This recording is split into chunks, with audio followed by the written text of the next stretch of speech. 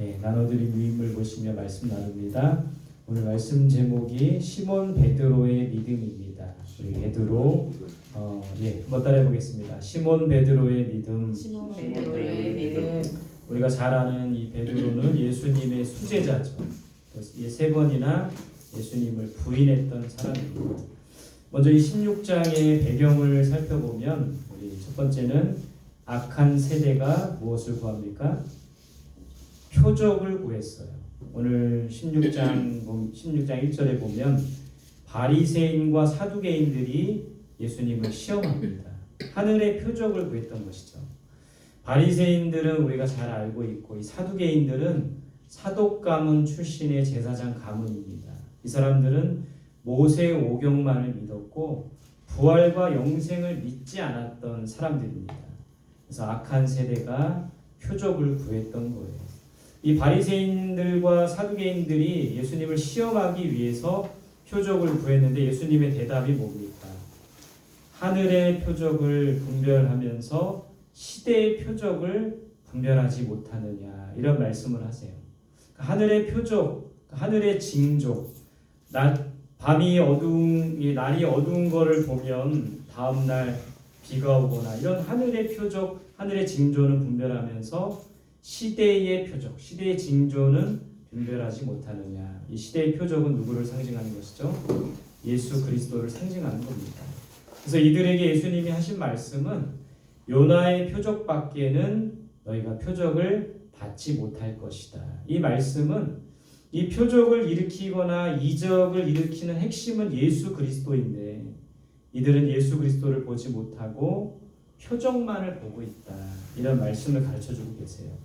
자, 두 번째 이 16장의 배경은 제자들이 어떤 문제로 논의하는 겁니까? 떡 문제로 논의하는 거예요. 떡을 가져오지 않은 겁니다. 그래서 떡 문제로 수근수근대며 토의를 했어요. 그러니까 아마도 이런 토의였던 것 같아요. 떡을 왜 안 가져왔느냐? 누구 책임이냐? 이제 배고파서 이 떡이 없는데 배고파서 어떻게 할 거냐? 이런 문제로 수근수근 거렸던 겁니다. 근데 예수님께서 이런 제자들의 모습을 보면서 오병이어의 기적에 대해서 다시 상기시켜 주는 거예요. 오병이어 기적을 예수님께서 베푸시는데 여전히 제자들은 떡 문제, 먹을 것 문제로 고민하고 있다는 거죠. 이게 마치 이 제자들의 모습이 우리의 모습과 같은 거예요. 많은 이적을 베풀어 주셨고 우리의 먹을 것, 입을 것 하나님이 책임져 주시는데도 여전히 우리는 떡 문제로 고민합니다. 먹을 것, 입을 것, 마실 것 걱정하는 게 바로 우리들의 모습이라는 것이죠. 우리의 먹을 것, 입을 것, 마실 것, 오병이어의 기적을 일으키신 주님께서 우리의 먹을 것, 입을 것, 마실 것을 책임져 주시는데 우리는 그 하나님을 믿고 의지해야 된다는 것이죠. 자, 16장 이 세 번째 배경은 바리새인과 사두개인의 무엇을 주의하라? 누룩을 주의하라. 이 바리새인과 사두개인의 누룩이 뭘까요? 다른 성경 번역에 보면 바리새인과 사두개인의 교훈이라고 되어 있어요. 가르침이라고 되어 있습니다. 이 바리새인과 사두개인의 가르침은 뭘까요? 그거는 하나님의 계명보다 사람의 계명을 더 집중하는 게 바로 이 사두개인이나 바리새인들의 누룩이라는 겁니다. 그러니까 이들은 하나님의 계명, 즉 사랑보다는 사람의 계명, 율법에 더 집중한 거예요. 그래서 그 율법을 지키기 위해서 위선과 완악함과 외식하는 모습들이 있었다는 거예요. 예수님께서 그래서 이 제자들에게 바리새인과 사두개인의 누룩을 주의하라고 가르치고 있습니다. 자, 오늘 본문 우리 13절, 우리 16장 중에서도 13절 이하를 우리가 봤는데 13절 말씀 다시 한번 읽어보겠습니다. 시작. 예수께서 빌립보 가이사랴 지방에 이르러 제자들에게 물어 이르시되 사람들이 인자를 누구라 하느냐. 오늘 이 예수님께서 제자들과 이 나눈 대화에 이 대화가 있었던 이 지역이 어디입니까? 빌립보 가이사랴 빌립보예요. 이 가이사랴 빌립보라는 지역의 특성을 우리가 알 필요가 있는 겁니다. 또 이 지역이 굉장히 중요한 거예요. 그래서 이 빌립보 가이사랴 지역을 살펴보면 첫 번째 보시면 어떤 호수 북방 40km 지점이 있었어요? 갈릴리 호수 북방 40km 지점. 그래서 이 지도를 보면 갈릴리 호수 북쪽에 베세다라는 지역이 있었는데 베세다 지역을 쭉 따라 올라가면 이 가이사라 빌립보가 있는 거예요. 이 가이사라 빌립보는 또 어떤 지역적인 특성이 있었냐면 헤르몬산, 헐몬산이라고도 하죠. 헤르몬산 남쪽에 위치한 완만한 경사지예요. 그래서 이 헤르몬산으로부터 많은 물이 공급받았기 때문에 아름답고 굉장히 풍요로운 지역이 바로 가이사라 빌립보였다라는 겁니다. 자, 두 번째, 이 가이사라 빌립보는 또 역사적으로 어떤 배경이 있습니까? 가이사 아구스도 누구죠? 고대 로마의 초대 황제예요. 예수님이 탄생할 즈음에 호적령을 내려서 많은 사람들이 고향으로 가서 호적하게끔 했던 명했던 로마 황제였던 거죠. 역사에서는 옥타비아누스라고도 되어 있습니다. 이 가이사 아구스도가 누구에게 이 도시를 하사했어요? 헤롯 왕에게 이 도시를 하사했어요. 그래서 헤롯 왕이 그것에 감사해서 이 가이사라 빌립보에 가이사 아구스도를 위한 신전을 지었어요. 그리고 이 성읍의 원래 이름은 파네이아스라고 합니다. 이 말은 판신을 섬기는 성읍이에요. 판신이라고 이방신이 있었는데 판신을 섬기는 성읍, 그런 의미로 이 성의 원래 이름은 파네이아스였어요. 여러분 정리해 보면 이 빌립보 가이사라 빌립보는 판신과 로마 황제의 절대 권력이 있는 그런 도시였다라는 거예요. 그런 곳에서 지금 예수님께서 제자들에게 물어보고 있는 거죠. 사람들이 나를 누구라 하느냐. 여러분 이 세상 속에서 우리가 예수 그리스도의 어떤 공의가 서는 세상이기보다는 세상 이방 신들이나 세상 가치관들이 굳게 서 있는 이 세상 속에서 주님이 우리에게 질문하고 있는 거예요. 사람들이 나를 누구라 하느냐. 바로 이 가이사라 빌립보는 그런 배경이 있는 도시라는 겁니다. 자, 세 번째 이 도시의 특징이 뭐예요? 헬라와 로마 문명의 중심지였다라는 겁니다. 그러니까 문명이 굉장히 발달된 도시였어요. 대도시였어요. 또 이 가이사라 빌립보에는 유대인들보다는 이방인들이 많이 살고 있었습니다. 그래서 로마 문화와 헬라 문화의 중심지가 되었던 그런 도시예요. 그런 도시에서 지금 예수님께서 제자들과 대화 나누고 계신 거죠. 자, 어떤 질문을 하셨습니까? 14절 같이 볼게요. 시작. 이르되 더러는 세례 요한, 더러는 엘리야, 어떤 이는 예레미야나 선지자 중에 하나라 하더이다. 이 가이사라 빌립보에서 예수님이 제자들에게 질문한 건 이거예요. 사람들이 나를 누구라 하느냐. 판신과 로마 황제의 절대 권력이 있는 도시, 헬라와 로마 문명의 중심지였던 이 가이사라 빌립보에서 예수님께서 질문하시는 겁니다. 사람들이 나를 누구라 하느냐. 이 제자들의 답이 뭐예요? 어떤 사람이라고 하는 겁니까? 가이사라 빌립보는 대부분 이방 사람들이 살고 있었다고 했죠. 첫 번째는 누구라고 한다고 했어요? 사람들이 세례 요한입니다. 요한이라고 합니다. 요단강에서 세례를 베풀었던 세례 요한. 헤롯 안디바에 의해 살해당했던 세례 요한. 이 세례 요한도 많은 사람들에게 영향력을 줬고 이적과 기적을 일으켰어요. 예수님을 세례 요한과 같은 인물이라고 생각한 겁니다. 두 번째는 누구라고 사람들이 했어요? 엘리야. 엘리야 하면 여러분 뭐가 떠오릅니까? 불의 선지자죠. 북이스라엘 아합 왕부터 아하시아 왕 때 활동했던 이 선지자였는데 우상 숭배 타파와 하나님 유일 신앙을 지키려고 했던 그런 선지자였어요. 이 엘리야는 또 세례 요한에 비유되기도 합니다. 여러분 엘리야 하면은 어떤 전투가 생각납니까? 갈멜산 전투죠. 갈멜산에서 이방 선지자 850명과 싸웠죠. 또 이 엘리야는 회오리 바람을 타고 하늘로 승천했던 그런 아주 능력의 종, 불의 선지자였던 거죠. 사람들이 예수님을 엘리야가 아니냐 이렇게 말했다고 합니다. 세 번째는 누굴까요? 예레미야죠. 예레미야는 눈물의 선지자였어요. 남유다 요시야 왕 때 활동했던 그런 선지자. 이 에레미야는 특별히 남유다의 멸망을 예언했고 바벨론 포로 생활을 예언했어요. 그래서 매국노로 오해받기도 했습니다. 왜냐하면 여러분 지금 나라가 망하는 것을 예언하거나 바벨론 포로 생활할 것이라고 예언하면 매국노로 오해받을 수가 있는 거죠. 근데 이 예레미야는 다시 회복될 것도 예언했어요. 이 예레미야는 20세에 부름을 받았는데 결혼하지도 않고 개인의 행복을 추구하지도 않고 오롯이 하나님의 사명을 감당했던 그런 선지자였다라는 겁니다. 또 네 번째는 사람들이 예수님이 뭐라고 했어요? 선지자 중에 하나다. 정리해 보면 예수님을 그 선지자 중에 하나라고 생각한 거예요.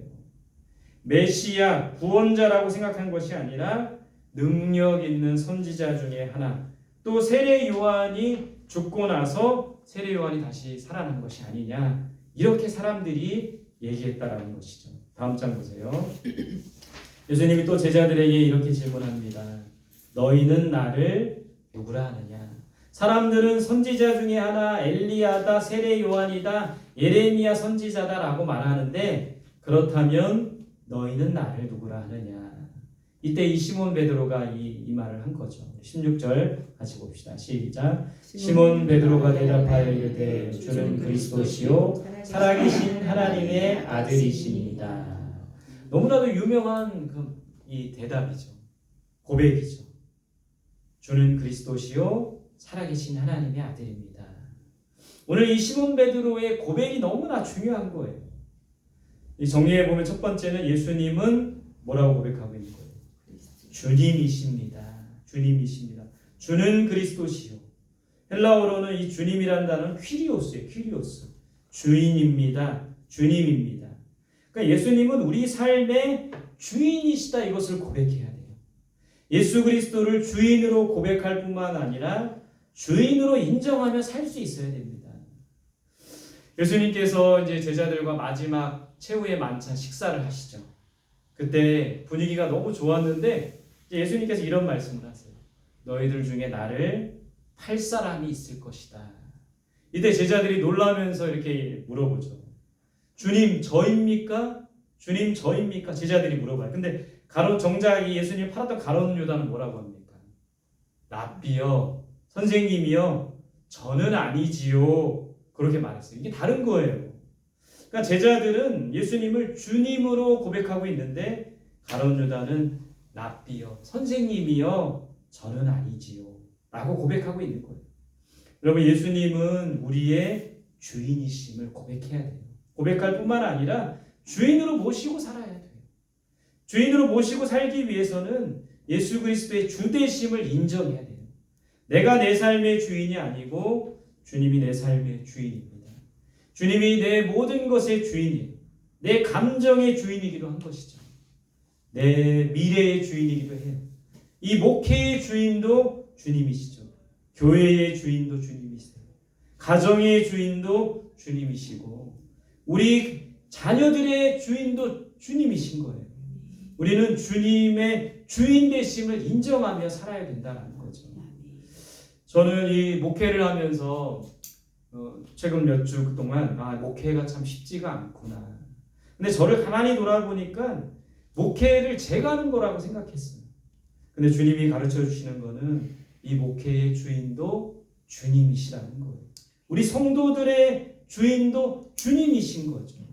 주님인 것을 인정하는 삶은 우리가 예수님을 주인으로 인정하고 우리는 따라가면 되는 거죠.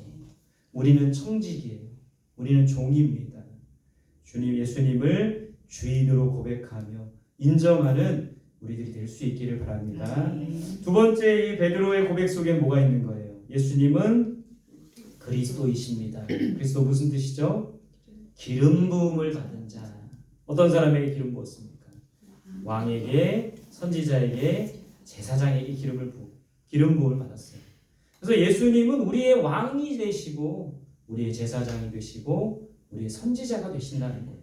또 이 그리스도라는 말 뜻은 구원자라는 말이에요. 메시아라는 말입니다. 메시아는 히브리어인데 이 메시아라는 단어를 헬라어로 번역하면 그리스도예요. 그러니까 구원자라는 말이에요.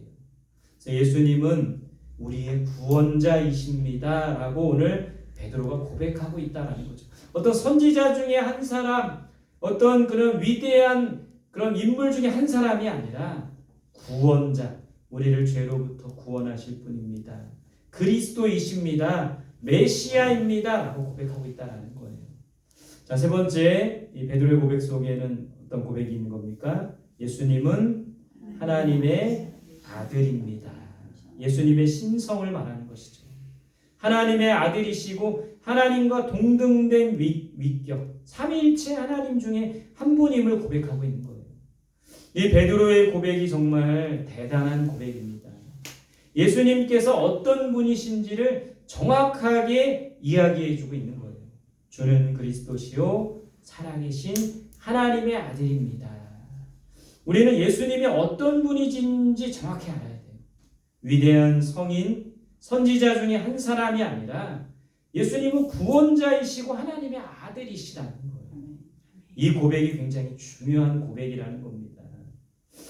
자, 이런 고백을 한 베드로에게 예수님께서 뭐라고 하셨습니까?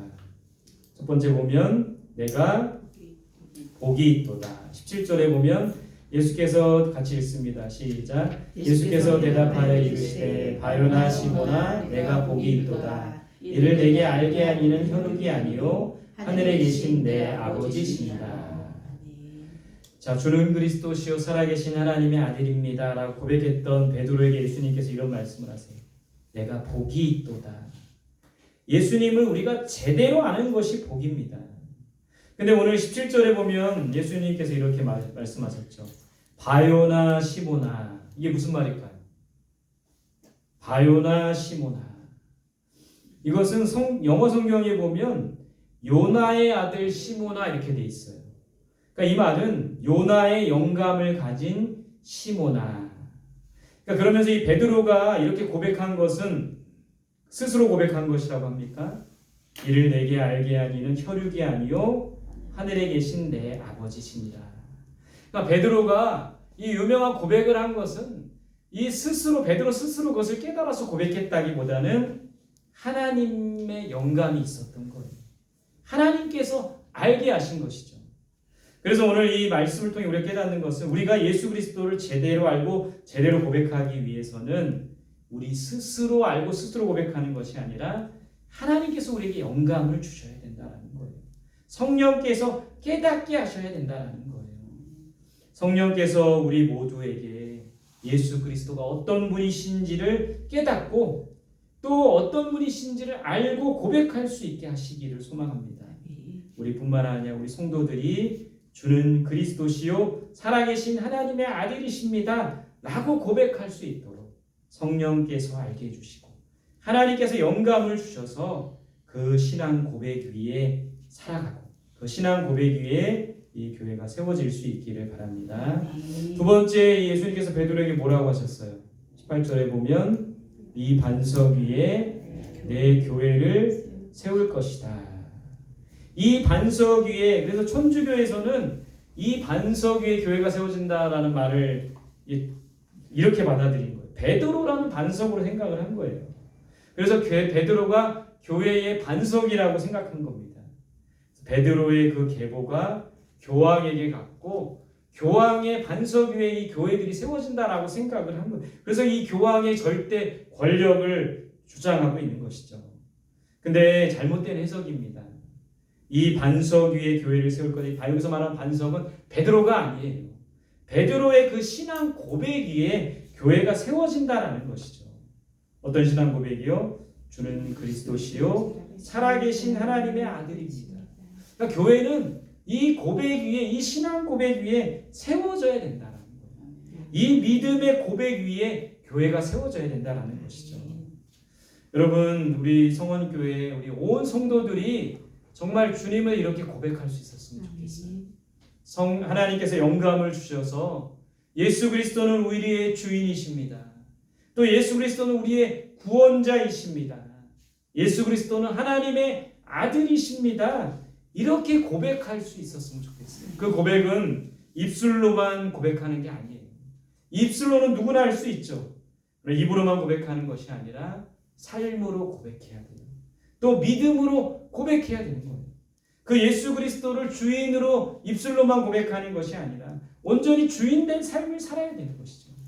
구원자로 고백할 수 있어야 되고 하나님의 아들이심을 고백하는 삶으로까지 이어져야 된다는 것이죠. 우리 교회 온 성도들 어린아이서부터 어른에 이르기까지 주는 그리스도시요 살아계신 하나님의 아들입니다. 이 고백 위에 신앙생활하고 이 고백 위에 우리 교회가 세워질 수 있기를 간절히 소망합니다. 세 번째, 예수님께서 뭐라고 하세요? 19절 같이 봅시다. 시작. 내가 천국 열쇠를 내게 주리니 내가 땅에서 무엇이든지 내면 하늘에서도 매일 것이요 내가 땅에서도 무엇이든지 풀면 하늘에서도 풀리리라 하시고. 자, 천국 열쇠를 베드로에게 주신다고 했어요. 이 천국 열쇠가 뭘까요? 천국 열쇠를 주리니 땅에서 매면 하늘에서 매일 것이요 땅에서 풀면 하늘에서도 풀리리라. 이 천국 열쇠가 뭘까요? 어떤 사람들은 이 천국 열쇠를 기도라고 해요. 기도, 중보 기도. 그래서 기도할 때 하늘 문이 열리고 은혜와 복을 주신다 이렇게 해석하는 분들도 있어요. 어느 정도 맞는 걸 수도 있는데 이 천국 열쇠도 역시 신앙 고백이라는 거예요. 우리가 참되게 예수 그리스도를 알고 신앙 고백할 때 천국의 문을 열 수가 있는 겁니다. 참된 신앙 고백이 성도들로 하여금 천국에 들어가게 한다는 거예요. 그래서 이 고백이 굉장히 중요하다는 것이죠. 우리 온 성도들이 주는 그리스도시요 살아계신 하나님의 아들입니다. 이 고백을 할 때 천국의 문을 열 수가 있는 거예요. 온 성도들이 이 고백 위에 있을 때 천국 문을 열고 하나님께서 약속하신 천국에 들어갈 수 있게 된다는 것이죠. 그래서 이 고백이 너무너무 중요한 거예요. 이 고백 위에 교회가 세워져야 된다는 거예요. 이 고백 위에 성도들이 서야 된다는 것이죠.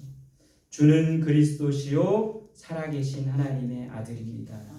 이 고백 위에 교회가 세워지고 이 고백을 함으로 천국문을 열고 천국에 들어갈 수 있는 구원의 문이 열리는 그런 은혜가 있기를 간절히 소망합니다. 아멘. 오늘 이 베드로의 고백대로 예수님은 우리의 주인이시고 그리스도시고 구원자이시고 하나님의 아들이십니다. 먼저는 우리가 그런 고백을 할 수 있기를 바라고 온 성도들이 그 고백 위에 서고 또 이 교회가 그 반석 위에 설 수 있는 그런 귀하고 복된 은혜가 우리들 가운데 있기를 간절히 소망합니다. 아멘. 오늘 말씀을 통해서 우리가 얻는 교훈은 세 가지예요. 첫 번째